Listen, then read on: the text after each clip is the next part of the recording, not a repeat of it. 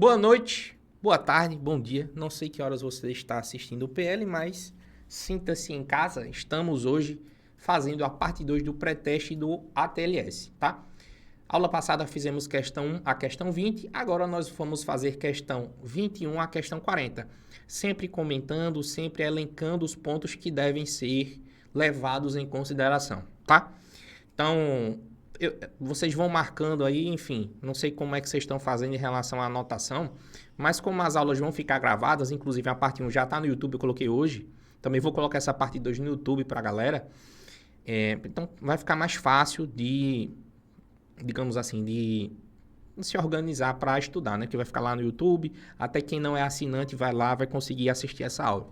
Então vamos nessa começar a nossa parte 2. Já estava conversando com o pessoal mais cedo aqui, mais cedo não, agora há pouco, né? Sobre o tamanho dessa letra. O pessoal disse que tá bom, então a gente vai seguir com esse tamanho de letra mesmo, tá? Beleza? Vamos nessa. Quem for chegando agora, vai se organizando aí. Vamos começar pela questão 21, porque semana passada a gente fez questão 1 a 20. Então hoje a gente vai fazer a questão 21 a 40. Vamos aqui. Beleza. Vamos começar com a questãozinha 21, turminha. Questão 21. O que é que nós temos aqui na questão 21, pessoas? Vamos lá.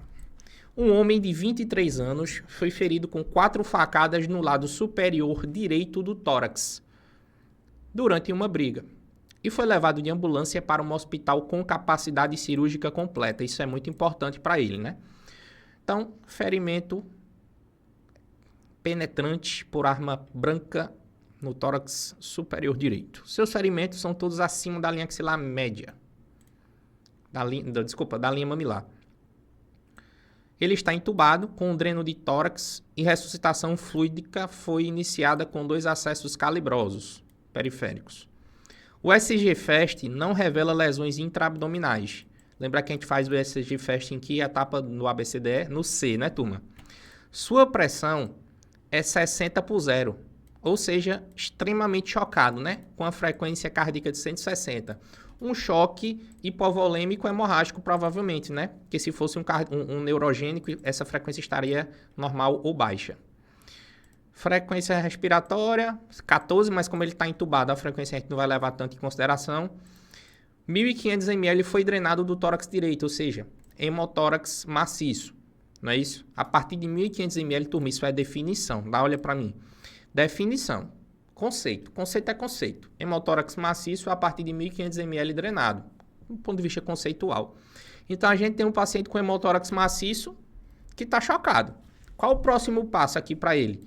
Ou seja, mesmo o ultrassom, aí já vem a interpretação clínica, mesmo o ultrassom FAST não relevando lesões abdominais, como o choque é muito expressivo, com a frequência cardíaca muito alta, muito sangue na cavidade torácica, qual o próximo passo para esse paciente? Então, mandar para uma tomografia ou uma angiografia. Turma, eu vou perguntar para vocês, um paciente com pressão sistólica de 6/0, ele tem condições hemodinâmicas de ir para algum exame, sim ou não? Aí eu vou perguntar para vocês aqui ao vivo agora. Um paciente que está com a pressão de 6/0, ele tem condições hemodinâmicas de ir para uma tomografia? Sim ou não? Você acha? Você que está online aí ao vivo, por favor, fala com o PL.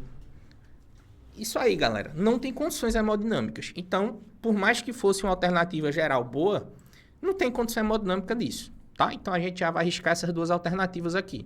Não tem condições. Lavado peritoneal diagnóstico. Galera, vamos lá. O paciente nem tem condições disso e nem tem tempo, não é assim? O paciente não tem condições de uma lavagem peritoneal, de um lavado peritoneal, né? E nem tem tempo disso, tá? Vamos para as próximas opções. Transferir o paciente imediatamente para uma sala de cirurgia ou transferir para um centro de trauma. Essas duas opções são válidas, mas lembra que no enunciado ele disse aqui, ó, o paciente chegou de ambulância em um hospital com capacidade cirúrgica completa. Se é capacidade cirúrgica completa, não precisa transferir. Então, a resposta é letra D. Beleza? Tranquilidade assim. Respostinha letra D. Beleza? Sem muito estresse. Ok? É interessante a gente lembrar desse conceito do hemotórax maciço, tá? 1.500 ml nesse dreno, com essa hipotensão, taquicardia, depois desse trauma penetrante. E a gente tem que lembrar também que esse paciente, nessa condição, a indicação clássica é de quê? Toracotomia exploratória, turma. A mesma questão da laparotomia exploratória em um trauma abdominal, aqui é toracotomia exploratória. Como ele está no centro cirúrgico de alta complexidade, aí o pessoal consegue fazer isso lá, não é isso? Então, dessa forma a gente conclui a questão 21, beleza? Qualquer dúvida vocês colocam aí, tá? Vamos para a questão 22. Questão 22. Questão 22, cadê meu? Tá aqui minha tela. Beleza. Um homem de 39 anos é admitido no departamento de emergência após uma colisão automobilística. Beleza. Ele está cianótico, apresenta esforço respiratório e Glasgow de 6, ou seja, um TCE grave. Sua barba dificulta a oclusão da máscara e seu rosto. O passo seguinte é, veja, ele disse claramente aqui que é um paciente muito grave. Independente da gravidade do paciente, sempre você vai seguir o ABCDE, certo? Vamos pro A. Estabilização de via aérea e coluna cervical. Se você está com um paciente tá cianótico, você está com esforço respiratório e não está conseguindo ventilar o paciente por conta da barba, eu preciso garantir o A. E o garantir o A se resume a via aérea e coluna cervical. Então, ele disse que o passo seguinte mais apropriado, veja que é o mais apropriado, não é o possível, é o mais apropriado. Vamos lá. Fazer uma crico? Não, fazer uma crico de cara não é uma opção, tá certo? A gente faz uma crico como um passo, sim, mas não é o principal. Realizar uma tentativa de intubação nasotraqueal. Pessoal, intubação nasotraqueal até é uma opção em alguns contextos, mas lembra que no contexto de trauma, principalmente trauma TCE, trauma de face cervical, o paciente pode ter fratura de base de crânio. Se você passa uma sonda nasointeral ou tenta fazer uma intubação nasotraqueal, esse dispositivo pode passar direto e ir lá para cavidade craniana, lá para o crânio, tá certo? Então não se faz intubação nasotraqueal por conta dessa história desse trauma aí, tá certo?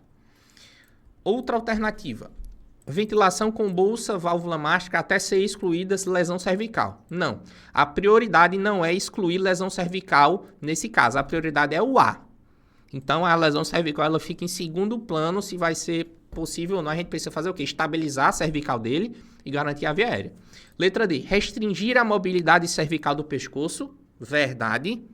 Tentar uma intubação com 2 pessoas, verdade. Por que com 2 pessoas? Uma pessoa vai estabilizar a cervical, depois que tirar o colar, para não ficar mexendo, fazendo extensão e flexão do pescoço, e a outra pessoa vai tentar intubar. Beleza? Então, intubação com 2 pessoas e restringir mobilidade cervical. Letra D é a resposta. Beleza? Ventilar o paciente com bolsa, válvula máscara, até sua barba ser raspada para melhorar a aderência. Não, minha benção, me ajude. Daqui que você vai raspar uma barba dessa, dependendo do tamanho da barba, você vai demorar. Se fosse uma minha que nessa daqui pequenininha, beleza. Se for uma barba grande, já era, fi. Não, demora demais. E nenhum... Aí vamos supor. PL, eu estou em dúvida se eu raspo ou não a barba. Aí eu vou perguntar para você, em que momento do ABCDE eu falei, ou você já estudou, que faz parte do protocolo raspar a barba? Não existe raspar a barba. Não ventilou do jeito certo com a barba, vai para outro método de via aérea, intubação, crico, máscara laríngea, seja o que for, tá? Raspar a barba pode ser? Pode, mas não é protocolar. Aqui é protocolo, beleza? Então a nossa resposta é letra D. Letra D de dado. Vamos para a próxima, viu? Galera, presta atenção. Aqui a gente tá nessa pegada mais dinâmica, porque são muitas questões e muito comentário. Tá? Então, a gente precisa ficar de olho nisso daí, ser mais dinâmico também, que a prova também é bem dinâmica. Vamos para a questão 23. Questão 23, ela diz assim, ó. Um paciente é trazido ao departamento de emergência após uma colisão automobilística. Ele está consciente e não apresenta nenhum sinal externo de trauma. Ele chega com colar cervical, bacana, e imobilizado em prancha rígida. Bacana. Corretíssimo. Sua PA é 6/4 e sua frequência cardíaca é 70. Sua pele está quente. Claramente, uma pele quente em um paciente hipotenso é um choque distributivo. Nós temos choque distributivo anafilático, que o cara fica vasodilatado demais, angioedema. Temos choque distributivo na fase quente do choque séptico e temos choque distributivo no choque neurogênico. O que marca o choque neurogênico? Hipotensão com bradicardia e bradipneia também em alguns casos. Mas essa hipotensão com bradicardia ou normocardia, digamos assim, né? Coração em uma frequência normal, faz com que a gente pense em choque neurogênico, beleza? Aí ele tem algumas opções. Ele pergunta assim, qual das afirmações é verdadeira? Aí ele coloca assim, medicações vasoativas não têm função no manejo desse paciente. Ele colocou essa opção aí, tá? Vamos lá. Aí veja, o cara que está hipotenso, medicação vasoativa vai ajudar? Vai. Então, é falso. Hipotensão pode ser controlada apenas com volume? Não, porque aqui o problema não é volume, aqui o problema é lesão cervical, lesão medular, né? Exames de imagem em flexão e extensão da coluna cervical devem ser feitos? Rapaz, me ajude, o cara tá com a coluna quebrada, você vai ficar mexendo? Não. D. Lesões de vísceras abdominais podem ser excluídas como causa da hipotensão? Não. Não pode ser excluído. Discordo que pode ser excluído. Para ser excluído também tem que ter um exame de imagem, uma evidência melhor. Apesar da evidência do choque neurogênico ser muito forte, a gente não pode excluir outra causa de choque por conta da presença predominante do choque neurogênico. 23, letra E. Flacidez das extremidades inferiores e perda dos reflexos profundos do tendão são esperados? Sim, são esperados. Você tem uma hipotensão com bradicardia, tudo bem, compatível com choque neurogênico. E isso acontece geralmente em lesão medular, lesão cervical ou torácica alta, tá? E aí o paciente ele perde a função, que é a função simpática eferente. E aí o que vai acontecer é que o paciente vai ter uma paralisia flácida, geralmente, perda de reflexo, tudo isso, tá? Pode ter dormência, parestesia, algum tipo de perda de tônus, até mesmo retal, e esfincteriano de maneira geral, né? Urinário e retal. Extremidades periféricas aquecidas por conta do choque distributivo. Então, a resposta é essa, tá certo, turma? Que é a letra E. Beleza? Vamos fazer até a 25 e a gente dá uma pausa de 1 minuto só para ver se vocês estão entendendo certinho. Quem for tendo dúvidas vai colocando aí. 24. Qual dos seguintes é o método mais efetivo para tratar inicialmente um congelamento? Veja. Calor úmido, lógico. Calor é sempre eficaz para tratar um congelamento ainda mais inicialmente. Amputação precoce, me ajude, né? Você não vai amputar de maneira inicial o cara porque ele está congelado, enfim. Acolchoamento e elevação é uma opção. Vasodilatador é uma opção. Aplicação tópica de sulfadiazina de prata, não. Isso aqui é para queimadura, para antibioterapia tópica. Mas ele coloca aqui, efetivo para tratar inicialmente. O que é mais rápido e mais simples de fazer? Um calor úmido, letra A, simples assim. Resposta 24, letra A, beleza? Tranquilo? 25, olha aí, turma, última questão para dar uma pausa de 1 minuto. Homem de 32 anos ficou com sua perna direita presa embaixo do seu carro que está capotado por aproximadamente 2 horas antes de ser retirado. Ou seja, provavelmente ele vai evoluir aí com alguma coisa de compartimento, né? Compartimental, enfim, ficou preso muito tempo, pode ter isquemiado o membro, coisa do tipo. Na chegada ao departamento de emergência, seu membro inferior direito está frio, mosqueado, diminuição de sensibilidade e mobilidade. Ou seja, ele ficou provavelmente muito tempo aí sem sangue nessa região, né? Apesar dos sinais vitais estarem normais, o pulso não é palpável abaixo da artéria femoral direita. Vixe, aí é bronca. E os músculos da extremidade estão tensos e rígidos. Ou seja, aqui a gente tem a famosa síndrome compartimental, né? Que é o edema, aquele edema mais duro, empastamento. E esses músculos da extremidade tensos e rígidos. Beleza. Durante o manejo desse paciente, qual das afirmações são mais adequadas para promover chances de salvar o membro.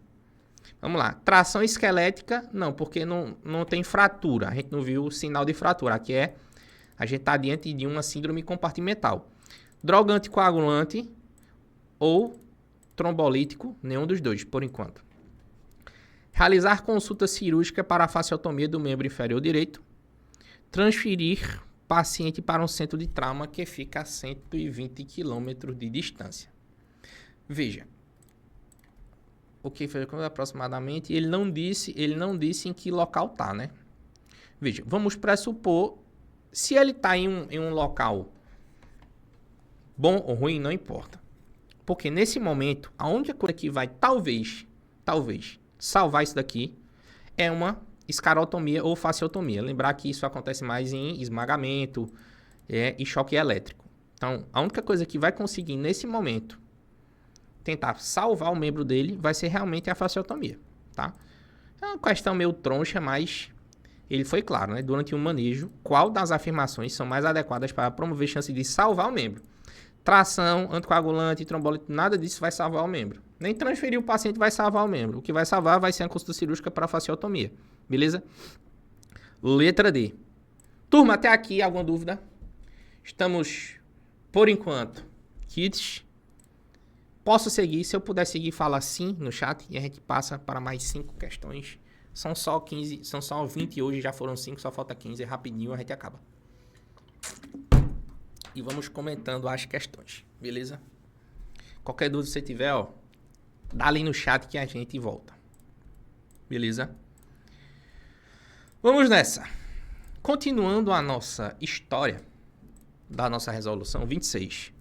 Um paciente chega ao departamento de emergência após ser espancado na cabeça, na face com um taco de madeira somente. Está comatoso e possui uma depressão palpável no crânio. Lembrar que o fato de ter depressão no crânio ou trauma evidente, afundamento de calota, aumenta em 400 vezes a chance de ter o sangramento intracraniano. Muito provável. Sua face está edemaciada e com equimose. Provavelmente fratura de base de crânio, né? Ele apresenta gorgorejos respiratórios e vômito na sua face e roupa. Gorgorejo é sinal de obstrução de via aérea e vômito em face, provavelmente ele broncoaspirou. Então, se ele tem gorgorejo, provavelmente ele obstruiu a via aérea por conta da queda do tônus na musculatura, por conta do rebaixamento da consciência, e o vômito, provavelmente ele broncoaspirou. Tá? Então, ele está com a via aérea obstruída. Após providenciar o oxigênio, realizar a elevação do mento para tentar desobstruir a via aérea, né? O passo mais apropriado lembra do ABCDE. Primeiro você resolve o A para depois ir para o B, C, certo? Então, TC. TC é um passo apropriado, mas é o passo mais apropriado, não. TC não faz parte do A. Inserir um tubo gástrico, não. Pela mesma lógica que eu já falei. Paciente vítima de TC é grave, paciente trauma de face, espancamento. Você não vai botar nada pelo nariz, nem nasogástrico, nem nasinteral, nem intubação nasotraqueal, porque pode ir para a calota craniana. Pode ir para o intracraniano. Tá certo? Passar pela lâmina cribiforme e entrar no crânio. Aspirar orofaringe. Veja, aspirar orofaringe é um passo apropriado, sim. Né? Que é a letra A. Estabilização da coluna cervical, o papo, ver se tem crepitação, coisa do tipo. E aí você vai para a via aérea. A via aérea você vai primeiro em inspeção. Você vai ver se tem sangue, se tem corpo estranho, vai aspirar a secreção que tiver, vai retirar o corpo estranho que tiver. Vai fazer a manobra de jaw thrust, no caso, ou chin lift. No caso do trauma é jaw thrust, né, que é a elevação do membro, e chin lift em outros casos, para você desobstruir via aérea. Colocar um Guedel se for necessário. Aqui iria bem um Guedel, até entubar também. Então é isso. Então aspirar orofaringe é um passo adequado, sim. Ventilar o paciente com bolsa válvula máscara é um passo adequado, mas não é o próximo. Tá certo? Agora. Agora precisa primeiro aspirar, garantir a perviedade da via aérea. Se for o caso, colocar uma Guedel para entubar. Ou se for o caso, até entubar logo. E vida que segue. Obter um raio-x? Não, raio-x não é prioridade. Certo? Então a letra C é a nossa resposta mais, digamos, plausível, né? Esse gorgorejo, por conta de obstrução de via aérea, a gente precisa avaliar, desobstruir essa via aérea através da elevação do membro, do mento. Aspirar o paciente, retirar corpo estranho, colocar um HDL se for o caso, ventilar ele para programar uma intubação. É basicamente isso. Beleza? Então aqui seria a letra C. Questão 27. Um homem de 22 anos apresenta o ferimento por arma de fogo no hemitórax esquerdo e é transportado para um hospital de pequeno porte comunitário, sem capacidade cirúrgica. No departamento de emergência, drenagem torácica com 700 ml de sangue. Beleza, o centro de trauma aceita a transferência. Assim que o paciente é colocado na ambulância, a PA do paciente cai para 6/8 e a frequência aumenta para 136. O próximo passo é, beleza, clampear o dreno? Não. Se você clampear o dreno, o sangue que está saindo não vai sair, vai ficar lá dentro, pode causar uma pressão dentro da cavidade e fazer um choque obstrutivo, né? Então, não clampeia o dreno. Cancelar a transferência, nesse caso, veja, nesse sentido, se você está no hospital de pequeno porte, está com um paciente que ele precisa de uma abordagem de trauma, você não vai cancelar a transferência, senão você vai matar o paciente. Realizar uma toracotomia? Não, porque se ele... Óbvio que vai ter que realizar a toracotomia, só que lembra que ele está em um hospital de pequeno porte, um hospital de comunidade. Não tem como realizar uma toracotomia lá. Repetir a avaliação primária e proceder com a transferência. Perfeito, letra D. Você vai repetir o ABCDE, ou seja, no B, você vai avaliar se o dreno está bem inserido, se não está obstruído, se realmente está saindo isso daí, se o paciente não evoluiu com um pneumotórax ou hipertensivo normal, que está prejudicando essa hemodinâmica um pouquinho. Repetindo tudo isso, resolvendo o problema que tem no ABCDE, você vai resolver e depois vai proceder com a transferência. Adiar a transferência até que o médico de referência consiga contatar um cirurgião tórax? Não. Letra D. Letra D é a resposta, tá certo? O paciente está deteriorando hemodinamicamente, está evoluindo com hipotensão, com taquicardia, tudo isso daí, tá? Então, você está no hospital sem capacidade cirúrgica. A prioridade é você, óbvio, fazer o ABCDE novamente, resolver qualquer coisa que tenha, como eu falei, um dreno obstruído, lavar o dreno, um pneumotórax hipertensivo, um tamponamento cardíaco, coisa do tipo. Resolve isso daí, que seja a causa do choque. Faz uma nova expansão volêmica se não tiver feito.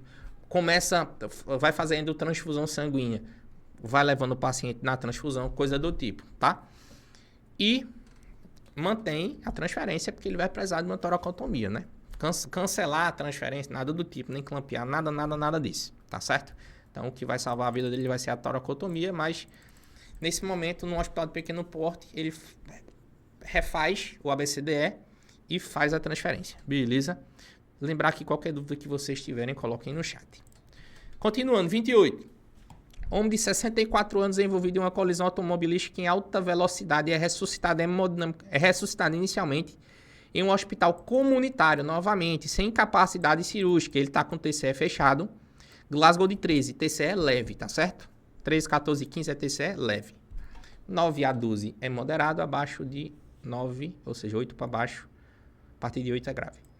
No exame de raio-x de tórax, apresenta um mediastino largo, com fraturas do segundo ao quarto espaço costal à esquerda, sem pneumotórax.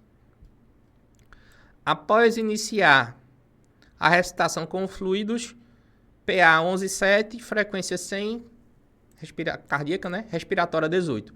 Ele apresenta hematúria franca e fratura pélvica. Olha aí, turma. Indício forte de hemorragia de origem pélvica, né?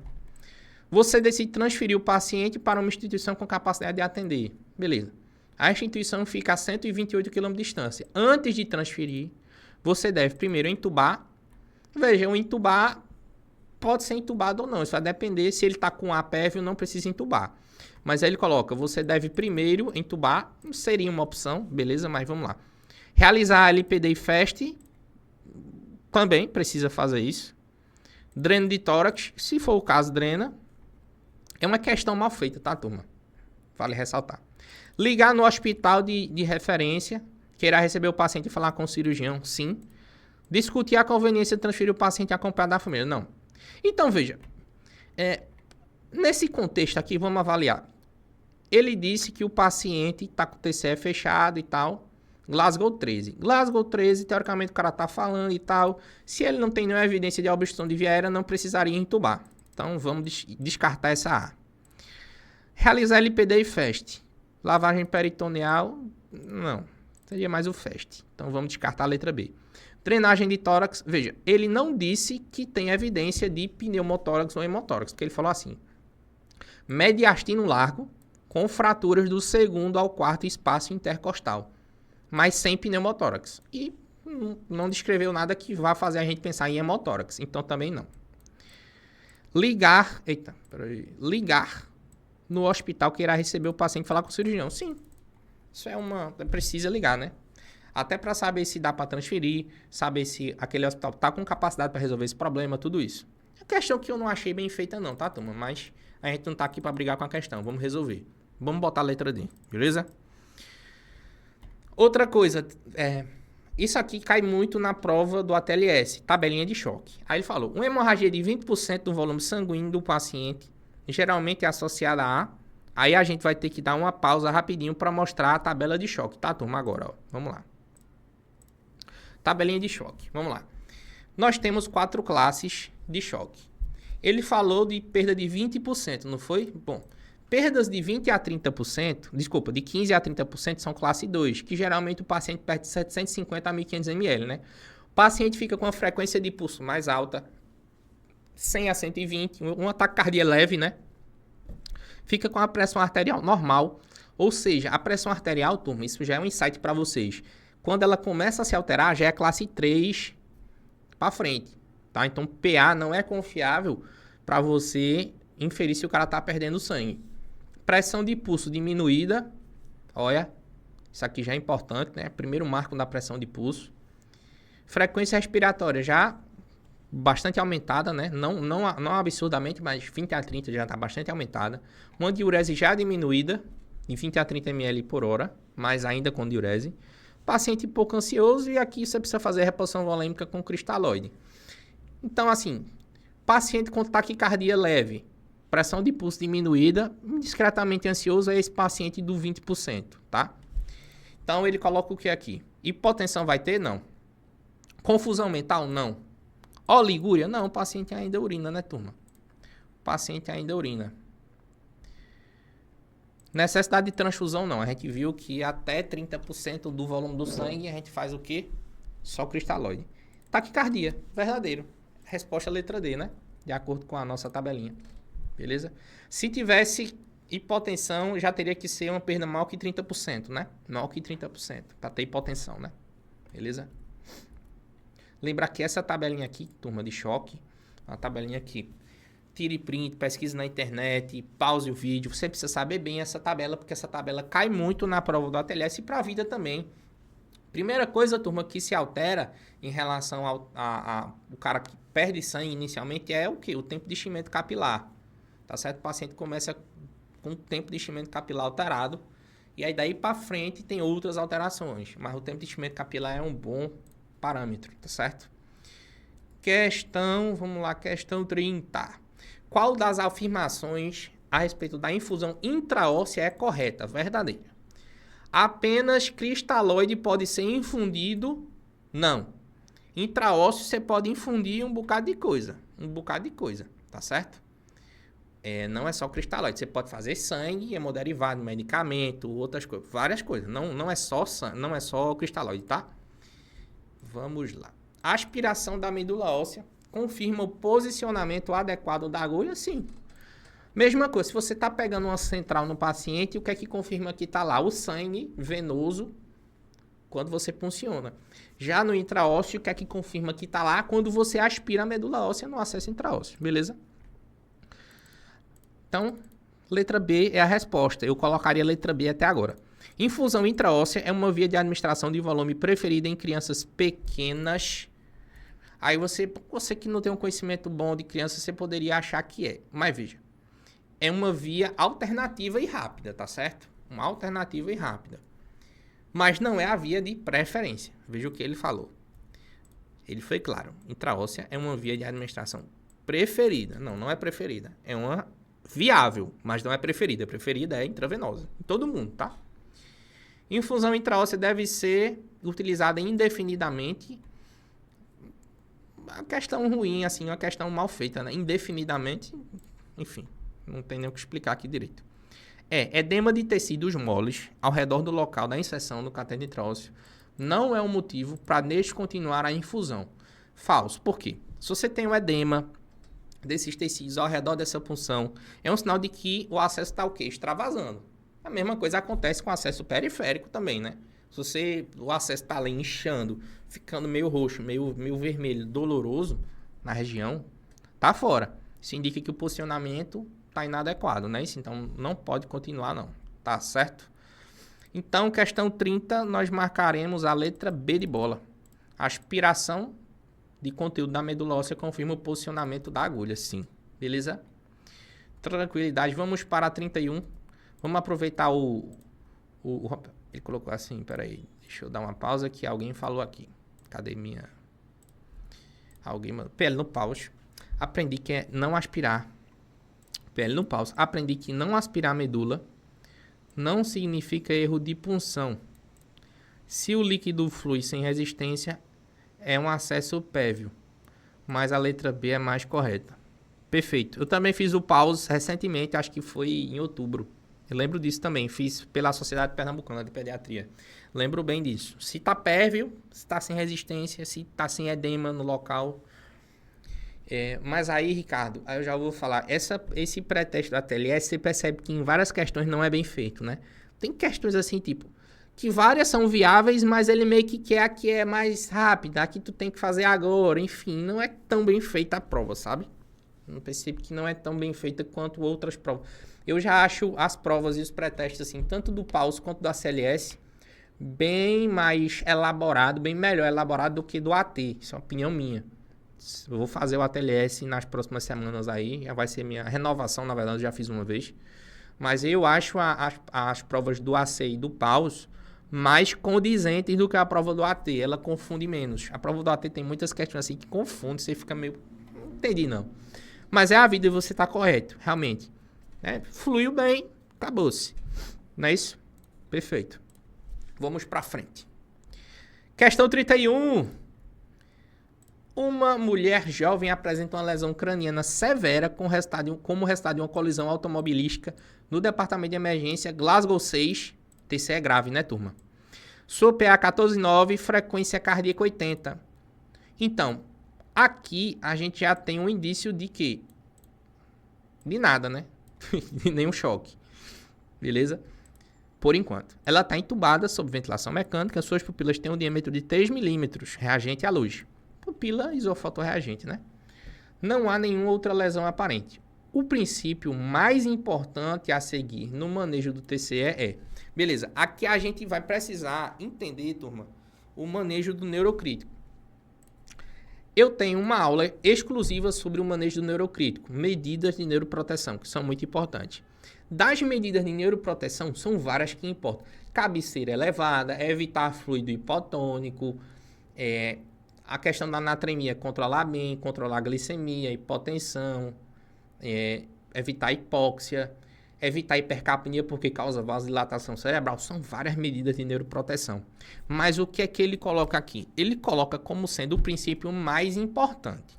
O mais importante, os mais importantes, na verdade, são evitar hipóxia e evitar hipotensão. Guarde para a prova. Todas as medidas de neuroproteção são válidas, mas tem duas que são muito importantes, que são evitar hipóxia e evitar hipotensão. Então aqui ele coloca assim, evitar hipotensão. Beleza, evitar hipotensão é uma hipótese, é uma alternativa correta. Administrar diurético osmótico é uma hipótese? Sim, o manitol. Não é uma hipótese? Pode ser feito? Pode. Tratar agressivamente a hipertensão sistêmica é uma hipótese? Sim. Reduzir necessidade metabólica cerebral? Sim, lembre-se. Manter o RAS menos 5. Aquele RAS, o cara chubadão para reduzir o consumo. É uma hipótese, sim. Com certeza.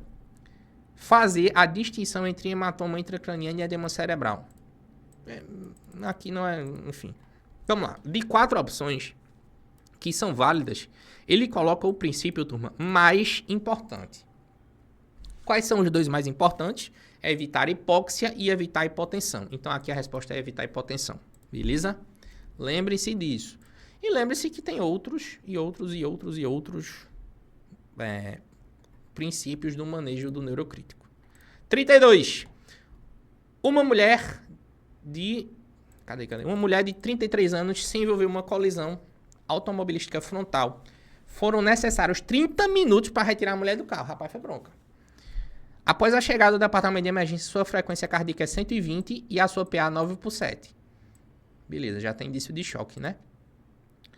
Frequência respiratória 16, Glasgow 15. O exame físico revela murmúrios vesiculares presentes bilateralmente, ou seja, não tem indício de hemotórax nem pneumotórax em um primeiro momento. Equimose da parede torácica anterior, pancada no tórax, lapada nos peitos, que nem diz o matuto, e veias do pescoço distendidas. Então aqui claramente ele está levando a gente para um caminho de algum tipo de choque obstrutivo, mas que não é pneumo nem hemotórax. A gente só resta o quê? Tamponamento cardíaco, né? O abdômen é plano e flácido, pelve estável, pulsos distais estão cheios e palpáveis. Todas as extremidades. Qual o diagnóstico mais provável? Choque hemorrágico. Vamos lá. Choque hemorrágico seria uma opção, mas ele disse que os pulsos distais estão cheios. Então, se você tem hipotensão com taquicardia, mas pulso cheio, isso não condiz com choque hemorrágico. Pulso tem que estar bem fraquinho ou ausente. Pulsozinho periférico, né, distal. Tamponamento é uma opção? É. Então, eu ficaria com tamponamento cardíaco. Hemotórax e pneumotórax não é opção. Por quê? Lembra que ele falou murmúrio vesicular presente bilateralmente, ou seja, a gente já exclui hemo e pneumotórax. APL, ruptura diafragmática. Ruptura diafragmática não vai causar esse tipo de choque, não, com distensão de veia jugular, nada do tipo. Então a resposta é a letra B de bola, beleza? Descendo mais, uma menina de 10 anos, hemodinamicamente normal, é hospitalizada para observação após confirmação de uma lesão esplênica grau 3, moderada a grave pela tomografia. Abdômen agudo, né? Isso é hemorrágico. Qual dos seguintes é uma indicação imediata de laparotomia? Amilase 200? Claro que não. Leucócito 14.000? Claro que não. Veja que é uma indicação imediata. Evidência de hematoma retroperitoneal. Aí você pode ficar em dúvida nessa. Desenvolvimento de peritonite ao exame físico. Queda do nível de HB de 12 para 8, 4 pontos em 24 horas. Veja que ele falou assim. Mas vamos lá. Ó, todas essas três são indicações de laparotomia, certo? Mas a pergunta dele foi: qual dos seguintes é indicação imediata? Veja. Aqui demora 24 horas. Seria uma indicação, sim. Tá? Mas por demorar 24 horas, eu entendo que você vai ter que esperar a paciente, vai dosar hoje, para dosar amanhã, enfim. Desenvolvimento de peritonite. Veja, se não estava com peritonite e teve o desenvolvimento de peritonite, seria uma indicação. Evidência de hematoma retroperitoneal. Isso vai depender do tamanho e da progressão. Eu vou ficar com a letra D, certo? Mas entendo que a letra C é viável como uma indicação de laparotomia, talvez não imediata, mas indicação. E que sim, a queda do nível de hemoglobina também é uma indicação. Por isso que até vou falar isso com o Ricardo de novo, ó. Tá vendo, Ricardo? Outra questão que tem 3 opções que são viáveis. As 3 são viáveis. Eu vou ficar com a letra D. Por quê? Porque eu acredito que a pessoa que tem uma lesão esplênica, grau 3, que tá ali estável e começa a piorar com o desenvolvimento de peritonite, eu acredito que isso é uma forte indicação de laparotomia imediata. Ponto. O que não quer dizer que a letra E também não fosse, entendeu? Que se o cara tá com uma lesão esplênica hoje, com HB de 12 e amanhã tá 8, quer dizer que ainda tá sangrando, né? Então, assim, são questões meio duvidosas. Eu fico com a letra D, beleza? Letra D, desenvolvimento de peritonite ao exame físico, como indicação imediata, beleza? Quem quiser comentar, vá comentando aí, que a gente lê depois. 34. Mulher de 40 anos que estava dirigindo e ficou presa em uma colisão automobilística avaliada no departamento de emergência. Ela está hemodinamicamente normal e descobriu-se que está paraplégica a nível de T10. Beleza. Qual dos seguintes é verdadeiro a respeito da avaliação em conduta? É provável ocorrer choque neurogênico? Não. Aqui é questão, novamente, uma questão conceitual. E aí eu quero que você, que está aqui assistindo agora, que você lembre de uma coisa muito importante em relação a isso, tá? Sobre essa questão do choque neurogênico, etc. Vamos lá. Cadê a minha câmera? Aqui. Choque neurogênico, ele geralmente acontece em lesões mais altas. Torácicas mais altas, na verdade, da metade para cima, mais ou menos, a partir de T6 ali para cima, e cervicais. Lesões cervicais e torácicas até T5, T6 podem causar choque neurogênico. De T6 para baixo não costuma causar choque neurogênico. Costuma causar mais sintomas de membros mesmo, naquela questão dos dermátomos e miótomos, lembra disso, né? Porque o choque neurogênico ele vem pela perda do tônus simpático. Então, uma lesão muito baixa, uma lesão a nível de T10, ela não vai ter muita relevância para choque neurogênico, não. Então, isso daí é uma questão conceitual mesmo, porque ele falou o quê? Ele falou que a lesão é T10. T10 é pouco provável ter choque neurogênico. Então, essa resposta não é correta, tá? Fazer exame de imagem da coluna completa é necessário antes de transferir? Não. De jeito nenhum. Para o centro de trauma, de jeito nenhum. Tá certo? Não precisa fazer imagem antes para transferir, não. Basta o seu hospital não ter capacidade de conduzir a paciente. E aí você transfere. Dado o nível da lesão, seria de se esperar uma extensão de joelhos. Pô, PL já vem aquele negócio, velho, de dermátomo e miótomo mesmo e tal, não sei o que. Veja, lesão a nível de T10, você tem uma perda de função motor e sensitiva a nível de T10. Aí você precisa lembrar o que é dermátomo e miótomo em cada situação. Qual o dermátomo e miótomo de cada situação. Eu separei uma imagem aqui pra gente relembrar. Eu só preciso... Deixa eu ver se eu consigo...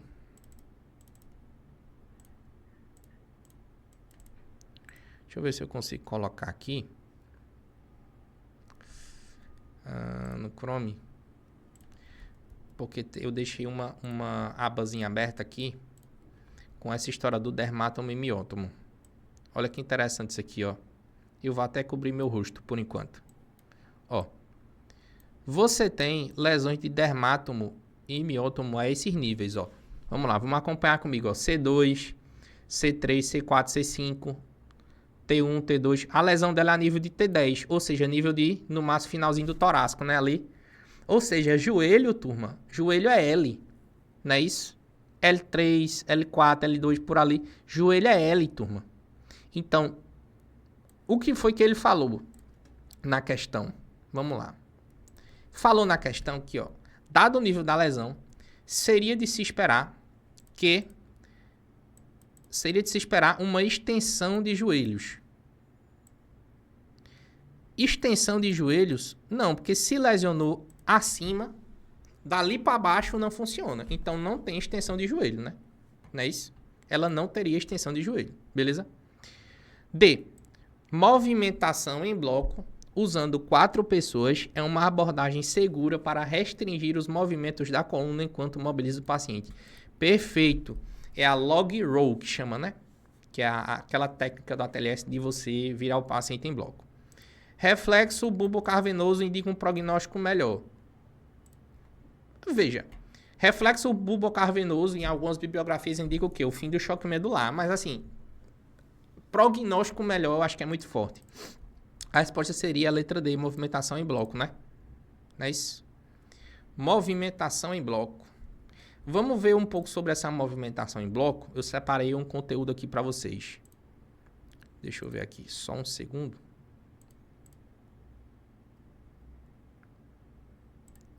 Espera aí, PDF aqui.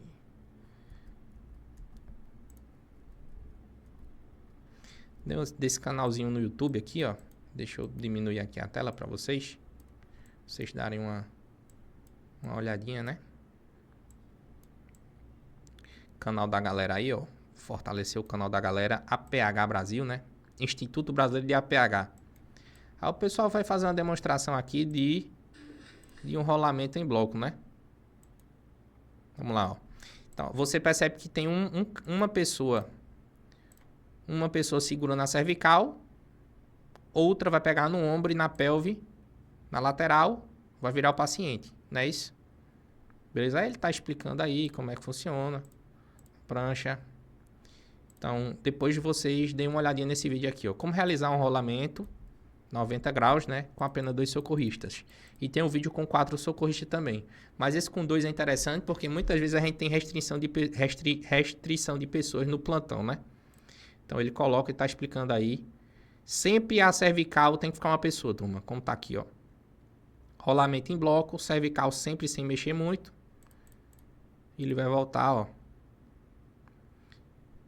Olha que interessante. Colocou o joelho dele em cima da prancha ali, para que ela não virasse. Tá explicando a altura, tudo certinho. Sempre mantendo a cervical, olha aqui, ó. Ele vai virar agora. Virou o paciente. Sempre segurando a cervical.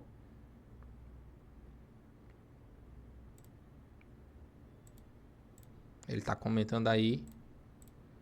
Depois de mobilizar. O mais importante aqui, turma, é essa questão da cervical, né? A cervical se manter imóvel, né? Sem flexão, extensão, nada do tipo. Tá sempre em bloco, como se o paciente fosse um bloco só.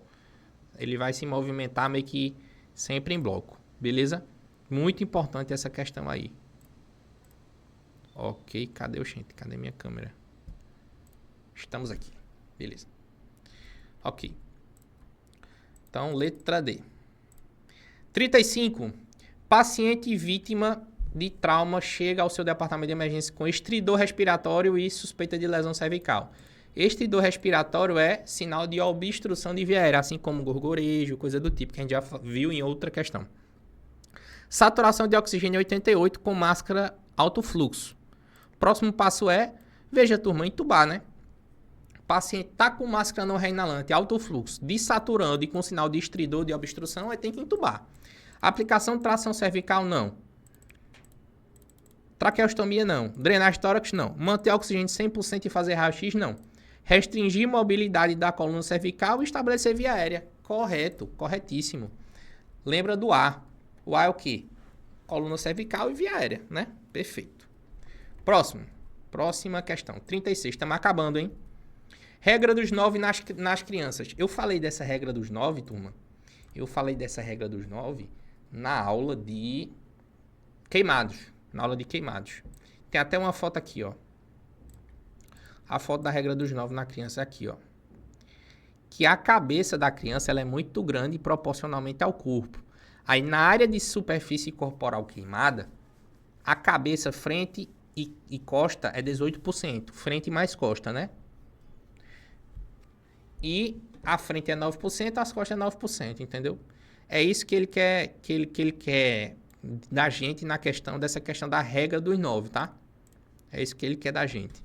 Aí o que foi que ele colocou na questão 36? Ele coloca assim: não é confiável, falso. É confiável sim. A cabeça é proporcionalmente maior em crianças do que em adultos. Verdadeiro. Essa é a questão. A cabeça é proporcionalmente maior em crianças. Ah, não, calma. O corpo é proporcionalmente maior em criança do que em adulto. Não, é falso. Letra C é verdadeiro. Ó. A cabeça é proporcionalmente maior em criança do que em adulto. Verdadeiro. As pernas são maiores em criança do que em adulto? Não. Os braços são maiores em criança do que em adulto? Não. O que é maior em criança é a cabeça. O menino tem a cabeça grande em relação ao corpo, né? Nasce cabeçudo. 37. Um homem saudável é trazido à emergência após uma colisão automobilística. Seus sinais: PA 86 e frequência cardíaca 123. Hipotensão com taquicardia. É esperado no choque hemorrágico, né? Hipovolêmico hemorrágico. Glasgow 10, ou seja, se for um TCE, a gente tem um TCE aí moderado. O paciente geme quando sua pelve é palpada, Ou seja, provavelmente ele quebrou algo relativo à pelve. Então, no C, vamos supor que está no C, ABC, né? Que eles, após a ressuscitação com fluidos, que aqui é no C, aí você vai fazer o astronexâmico, dosar exame, fazer exame, né? HB-HT, não sei o que, aquela história toda. Aí você precisa fazer o quê? O FAST, tudo isso. Aplicar imobilização pélvica, verdadeiro. Com certeza, com lençol ou com cinta pélvica. Transferir o paciente para centro de trauma? Não, calma, você ainda está no C. Realizar raio-x pélvico? Mas veja, precisa, mas não como próximo passo, né? Sonda vesical? Não. Repetir o exame físico pélvico? Não, você precisa imobilizar a pelve. Essa é a tua prioridade, já que ele tem dor na pelve, imobilizar a pelve. É sempre, o ATLS, turma, ele é sempre assim. Você flagrou algo, aí você vai lá e intervém. Ah, flagrou um murmúrio vesicular diminuído no B à direita. Beleza. É hemo ou pneumotórax? Não sei. Tá causando instabilidade hemodinâmica? Tá, vamos drenar. Beleza, drenou. Resolveu. Aí no C, tá hipotenso. Fez fluido? Fez. Beleza. Depois do fluido, como é que ficou a PA? É sempre assim. Faz, reavalia. Faz, reavalia, certo? Então, se você lembrar disso, você não vai ter problema na prova. Ok. Questão 38, né? Questão 38. 38, ela diz assim. Qual situação exige a administração de imunoglobulina RH para uma mulher ferida? Beleza. Você só vai fazer imunoglobulina para uma mulher que está grávida, não é assim? Você vai fazer para uma pessoa com teste de gravidez negativo? Não. Tem que estar grávida. Então, teste de gravidez positivo. Beleza. O RH da mãe, ele tem que ser negativo e o do menino positivo, certo? Então, teste de gravidez positivo, RH negativo e trauma na região do tronco. Beleza. Tem outro com RH, tem essa aqui, ó. Letra E, teste de gravidez positivo, RH negativo, essas duas então estão válidas. Fratura isolada de punho, não. Você vai fazer não na fratura isolada de punho, você vai fazer na fratura no trauma da região do tronco. Por que isso acontece? Essa imunoglobulina RH, você faz em mulheres que estão grávidas que têm o RH negativo e o filho é RH positivo, teoricamente. Ah, Pele, não vou saber o RH do menino. Tá, tudo bem. Mas a mãe é RH negativo? É. Porque o que acontece? Você tem que prevenir essa sensibilização desse RH, desse mecanismo RH genético aí, porque o sangue da mãe pode entrar em contato com o sangue do feto no trauma. Aí, se sensibilizar, o sistema imunológico da mãe vai começar a produzir anticorpo contra esse RH positivo do feto. A lógica de você fazer essa imunoglobulina para a mulher grávida com RH negativo nesses traumas é essa, tá? O trauma de tronco, o trauma de abdômen, enfim, isso daí vai ser o que vai ser de mais relevante para um risco de sangramento materno-fetal, tá certo? Então, a nossa intenção é prevenir a famosa eritroblastose, aquelas questões do RH lá. Então, a mãe tem que ser, lógico, tem que estar grávida, né? Tem que ser um RH negativo, tá certo? E um trauma relevante. Aí você faz a imunoglobulina RH. Uma questão boa, inclusive. Uma mulher, atleta de 22 anos, foi esfaqueada no hemitórax esquerdo, na altura do terceiro espaço intercostal na linha axilar anterior. Beleza. Hemitórax esquerdo, né? Beleza. Na admissão do departamento de emergência, 15 minutos após o acidente, ela estava acordada, alerta. Frequência de 100, PA 8,6 e frequência respiratória de 20. Frequência cardíaca de 100, PA 8,6 e respiratória de 20. O raio-x de tórax revela um grande hemotórax à esquerda. No dreno de tórax, o retorno foi 1.600 ml imediato de sangue, ou seja, um hemotórax maciço no B.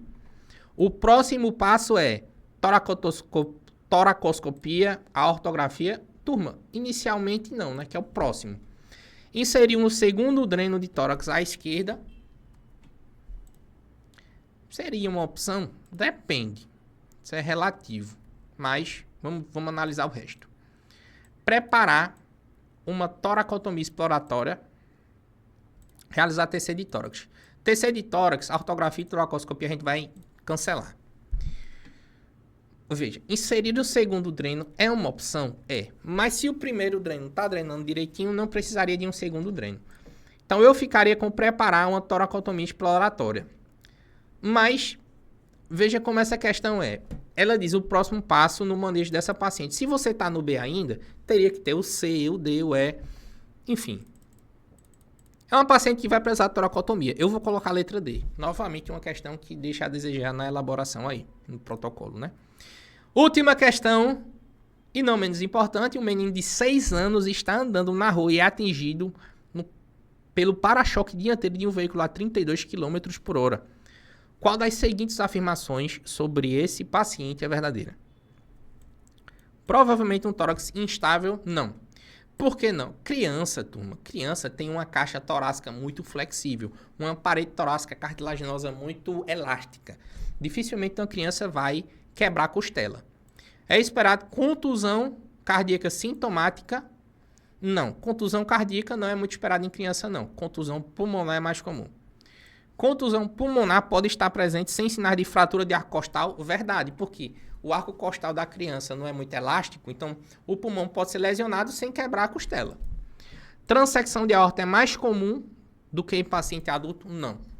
Conceitualmente não. Por quê? Porque a aorta torácica ela é mais... Tudo na criança é mais elástico, de maneira geral, né? A aorta é uma delas. Fratura de arco costal são comuns em crianças com esse mecanismo? Não. Não é comum em criança a fratura de arco costal. Tá certo? Porque é muito elástico. Então a gente fica com letra C. Beleza, turminha? Acabamos. Aleluia. Né? Aleluia. Era isso que eu queria falar com vocês hoje. 20 questões resolvidas. Parte final, né, do nosso pré-teste do ateliê. Deixa eu ver se tem algum guerreiro online. Temos aí, ó, Luciano e Marcele. Online ainda. Sempre guerra, né? Ficar até o final. É assim mesmo. Galera, muito obrigado pela atenção de todos. Essa aula vai estar disponível na plataforma. E também vou colocar essa aula no YouTube. Lembrar que a primeira parte já está no YouTube. E essa segunda parte eu vou colocar hoje. Para ficar as duas partes direitinho para o pessoal estudar. Parte 1 e parte 2, tá certo? Então, um beijo no coração de vocês. Se cuidem. PL vai ficando por aqui. Tchau.